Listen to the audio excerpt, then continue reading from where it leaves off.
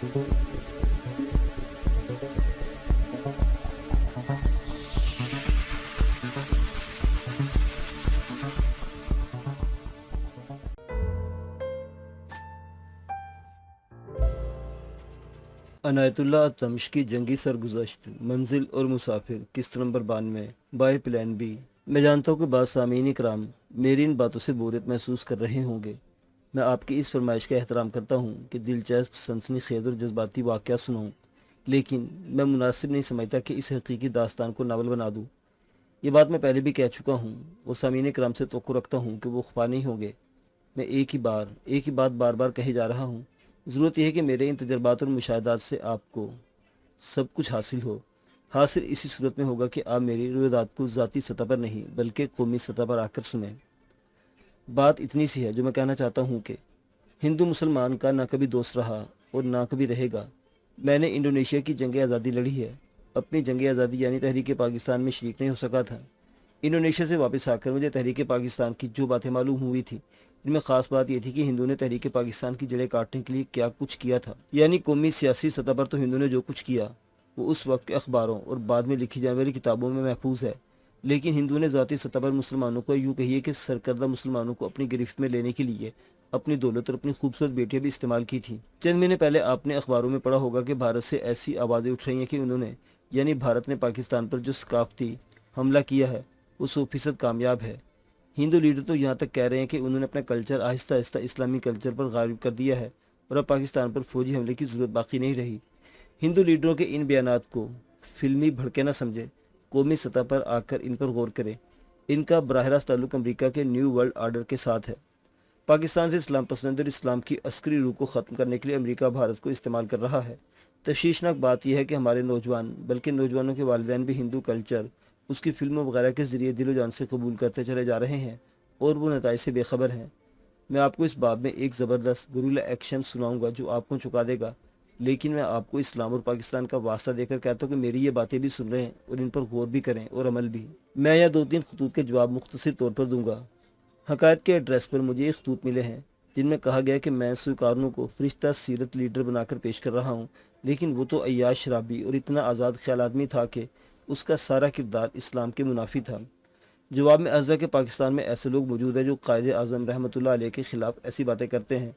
वो कहते हैं कि कायदे आज़म की दाढ़ी नहीं थी, नमाज नहीं पढ़ते थे, इंग्लैंड गए तो वहाँ शराब पीते थे और इनकी रिश्तेदारियाँ पारसियों के साथ थी वगैरह वगैरह। एक आलिम दीन ने तो कायदे आज़म को काफिर आज़म भी कहा है। मौलवी साहिबान के अलावा इल्ज़ाम लगाने वाले उन सियासी पार्टियों के लोग भी हैं जो तहरीक पाकिस्तान के ख़िलाफ़ थे। एक इल्ज़ाम ये भी है कि कायदे आज़म इस्लामी निज़ाम के सख्त ख़िलाफ़ थे और वो सेकुलर निज़ाम चाहते थे, और ये भी कि वो थे ही अंग्रेज़ों के एजेंट। यही सलूक अहमद सुकारनू के साथ हुआ और हो रहा है।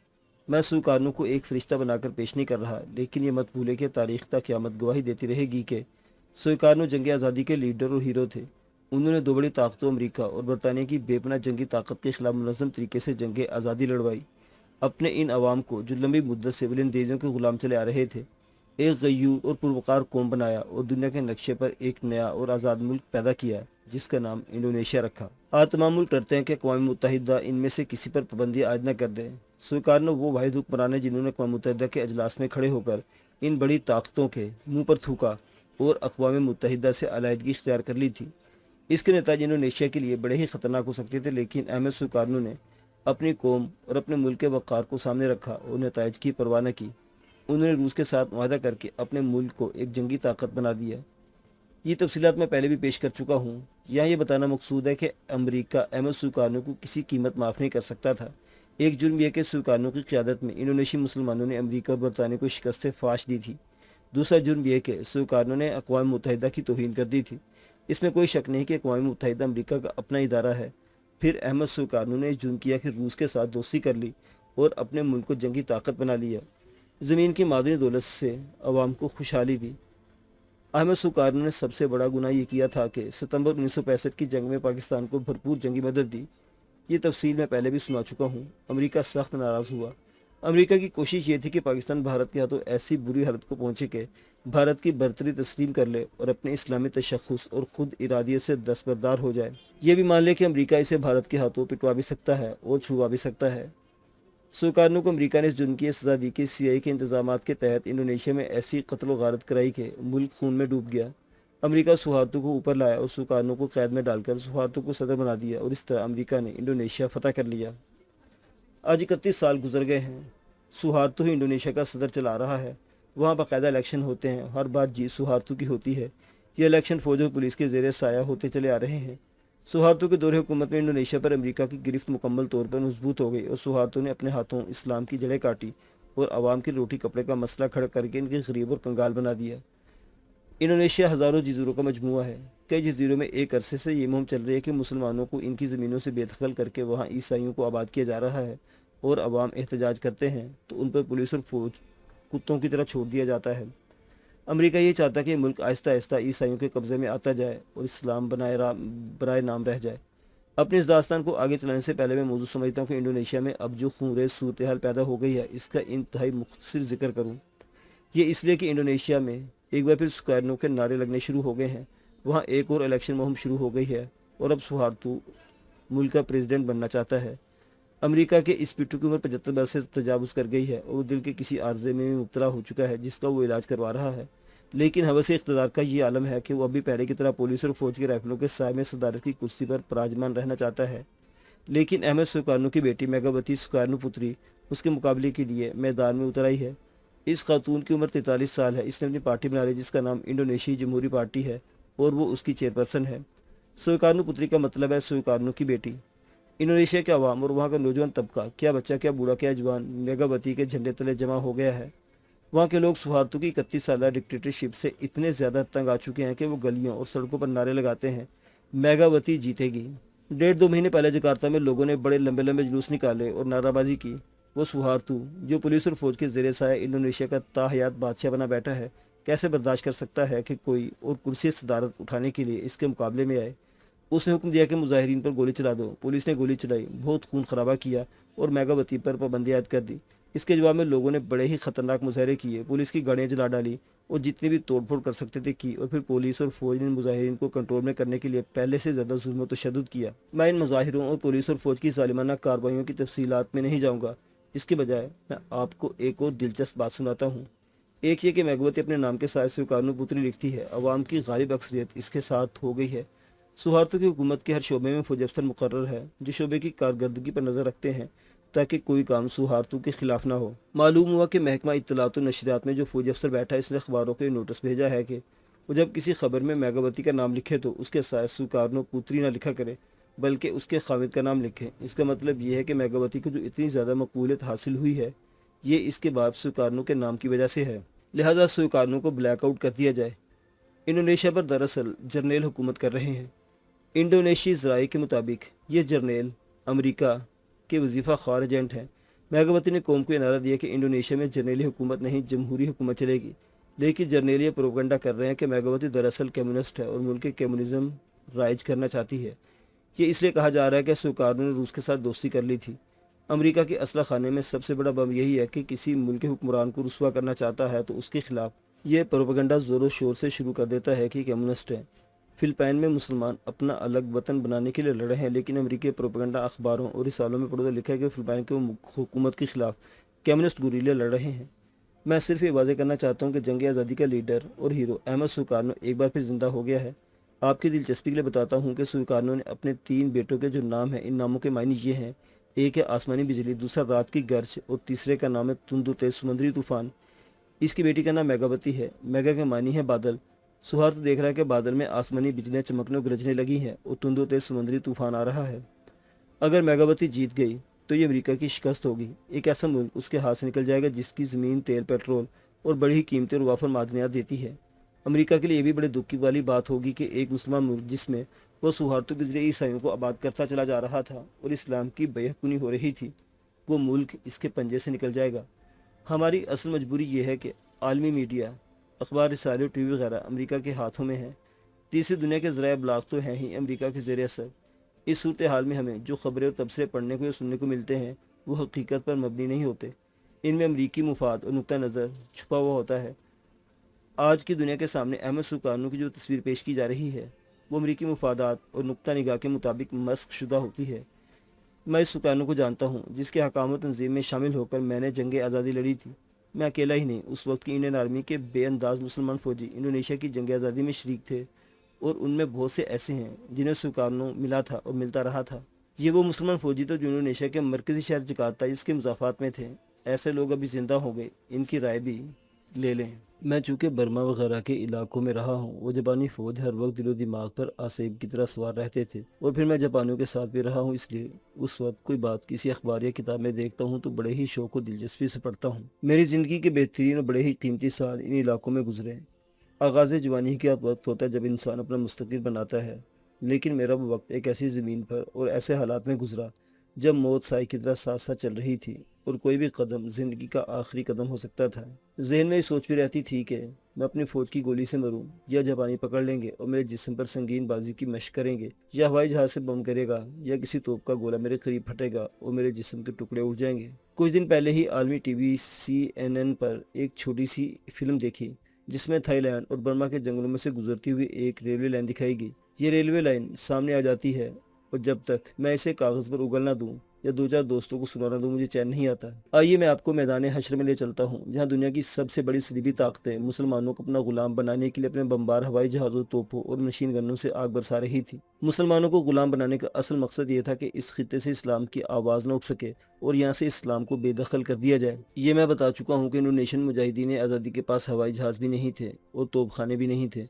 वो टैंकों और बख्तरबंद गाड़ियों से भी महरूम थे। फिर उन्होंने जंग आज़ादी किस बलबूते पर और किस ताकत के जोर पर जीत ली थी। कुछ वाक़या तो सुना चुका हूँ, एक और सुनाता हूँ। पिछले बाब में जो वाक़या सुनाया, इसके बाद मुझे और आशिक अली को हेडक्वार्टर से हुक्म मिला, उस्मान की पार्टी मुस्तकिल शामिल कर दिया गया। यूँ तो उस्मान ही हमें बड़ा पक्का लगता था, लेकिन उस्मान में कुछ ऐसे औसाफ थे, मैं और आशिक अली इसे अपना पीर उस्ताद और बड़ा ही मुखलिस दोस्त समझने लगे थे। वो हम दोनों के साथ दोस्ताना रवैया रखता था और कभी नहीं भूलता था कि हम इतनी दूर प्रदेश के रहने वाले उसकी मदद को आए थे। फरैज के मामले में बड़ा ही सख्त आदमी था, गलती और भूल चूक को बर्दाश्त कर लेता था, लेकिन दानिस्ता कोताही बुजदिली कभी माफ नहीं करता था। गुरीला कार्रवाई में अगर कोई बहुत ही मुश्किल सूरत हाल पैदा हो जाती तो वो ऐसी बेखौफी और दलेरी के मुजाहरे कर गुजरता कि वो इंसान कम और आसमान से उतरी हुई कोई मखलूक ज्यादा लगता था। मुझे और आशिक को इसके साथ रहते हुए 4-5 महीने गुजर गए थे। इस अरसा में हमने छोटी मोटी गुरीला कार्रवाइयाँ की थी। ये सब के सब सुनाना जरूरी नहीं, एक बड़ी झड़प सुनाता हूँ। हेडक्वार्टर से उस्मान का बुलावा आया और वो चला गया। वो शाम को वापस आया, उसके पास एक ऑपरेशन ऑर्डर था। मैंने ये ऑपरेशन ऑर्डर पढ़ा। ये अंग्रेजी जुबान में टाइप किया हुआ था। आमतौर पर इनके ऑपरेशन ऑर्डर इनकी अपनी जुबान में लिखे जाते थे, लेकिन मैं समझ नहीं सका कि यह ऑपरेशन ऑर्डर अंग्रेजी में क्यों लिखा गया, बल्कि टाइप किया हुआ था। मैं जब फौज में था तो ब्रिगेडियर हेडक्वार्टर से आए हुए सीक्रेट ऑपरेशन ऑर्डर पढ़ा करता था। अब इन गुरीलों को ऑपरेशन ऑर्डर पढ़ा तो जरा भी शक न रहा कि ऊपर क्वार्टर में सही मायनों में फौजी ज़हन वाले लोग मौजूद हैं। तहरीर और अंदाज खालिसतन फौजी था। जंग आज़ादी का वो दौर अरूज का दौर था और जंग फैसलाकुन मरहले में दाखिल हो चुकी थी। उधर अमरीकी और अंग्रेज़ों ने भी मजीद कुमक मंगवाई थी, और कभी तो यूँ लगता था कि जैसे ये अहले सलीब बावले हो गए हैं। अंधाधुंध जंगलों में उनके हवाई जहाज बम फेंकते रहते और जरा से इशारे पर इनके तोपखाने आग बरसाने लगते थे। हुक्म यह आया था कि दरिया के पार 3.5-4 मील ही 2 गांव थे। जाहिर है वो मुसलमानों के गांव थे। ये वही दरिया है जो मैंने तैर कर अबूर किया था।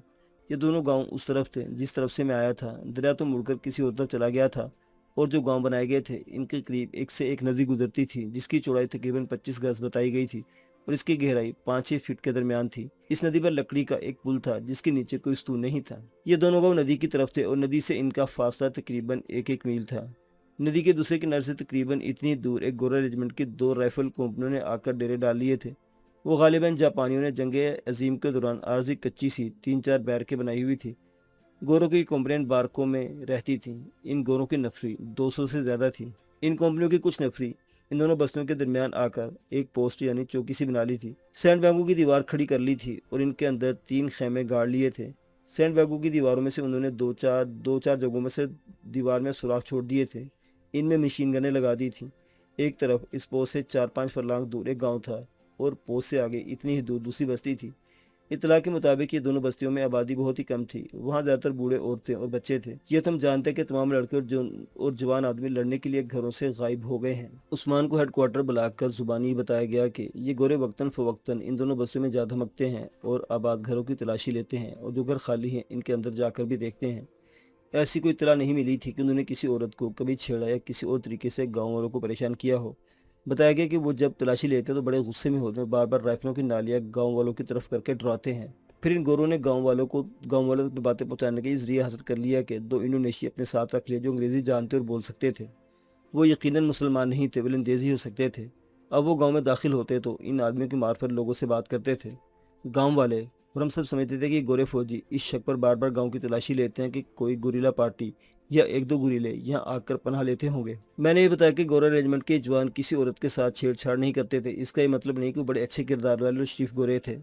वजह यह थी कि इन्हें मालूम था कि किसी औरत पर दस्तराजी की तो गुरीले बहुत बुरा इंतकाम लेंगे। गोरों ने यह भी देख लिया था कि 2 मुल्कों की बर्री और फजाई जंगी ताकत इन मुसलमानों को नहीं दबा सकी, बल्कि रोज़ बरोज़ कामयाबियां हासिल करते जा रहे हैं। इसलिए इन्हें इस किस्म का इश्तियाल न दिलाया जाए कि इनकी इज्जत पर हाथ डाला जाए। इन्हें ऊपर से ऐसे हुक्म मिला होगा। हालांकि मैंने बाद में दोनों बस्तियों में देखा था, कुछ जवान और अच्छी शक्ल सूरत की औरतें मौजूद थी। असल बात उस्मान ने मुझे और आशिक अली को बताई। हेडक्वार्टर ने महसूस किया था कि अमरीकी और अंग्रेजी देहाती इलाकों में आकर पोस्टें बना रहे हैं, जिससे जाहिर होता है कि वो गुरीलों के करीब आते चले जा रहे हैं। जैसे घेरा तंग किया जाता है। गुरीला ऑपरेशन का मकसद ये था कि इन कंपनियों पर, इनकी पोस्ट पर ऐसा हमला किया जाए कि इन्हें बहुत सा जानी नुकसान दिया जाए ताकि यहाँ से भाग जाएं, और फिर दुश्मन अपनी फौज को देहाती इलाके में इस तरह न भेजे कि बस्तियों के करीब आकर पोस्टें बना लें। ये कंपनियां दरअसल गुरीलों पर नज़र रखने के लिए और इनकी नकल हरकत में रुकावट पैदा करने के लिए यहाँ आती थी। हमारे हुक्म यह था कि हमारी पूरी पार्टी उस्मान की क़यादत में दरिया के उस किनारे पर जाएगी, और उस किनारे से जो इलाका शुरू होता है इस इलाके को 1 या 2 गुरीला पार्टी हमारे साथ मिल जाएंगी, और फिर हम इन लोगों पर हमला करेंगे। उस्मान ने पूरी पार्टी को इकट्ठा करके इस ऑपरेशन की ब्रीफिंग दी और बताया कि कल सुबह जब अभी अंधेरा होगा पार्टी रवाना हो जाएगी। उस्मान ने पहले इंडोनेशियाई जुबान में पार्टी को सारा ऑपरेशन समझाया और इसके बाद मुझे और आशिक अली को उर्दू में सब कुछ बताया। मैं खास तौर पर बताना चाहता हूँ कि हमारे आमने सामने मोर्चा बंद होकर नहीं लड़ना था, बल्कि गुरीला ऑपरेशन था जिसका उसूल होता है ज़र्ब लगाओ और इधर उधर हो जाओ। हमारी पार्टी की जो नफरी जा रही थी इसकी तादाद सिर्फ 17 थी। 15 आदमी थे और 2 जवान लड़कियाँ। लड़कियों को आदमियों की कमी की वजह से साथ ले जाया जा रहा था। कमी की वजह यह थी कि पार्टी के कुछ जवान किसी और मिशन पर चले गए थे और 3-4 दिनों तक इनकी वापसी मुतवक्को नहीं थी। हमें यह भी बताया गया था कि पहले गोरों की पोस्ट पर शब खून मारा जाएगा और तवक्को है कि नदी के पार इनकी नफरी जो बारकों में रहती है वो उनकी मदद को दौड़ी आएगी।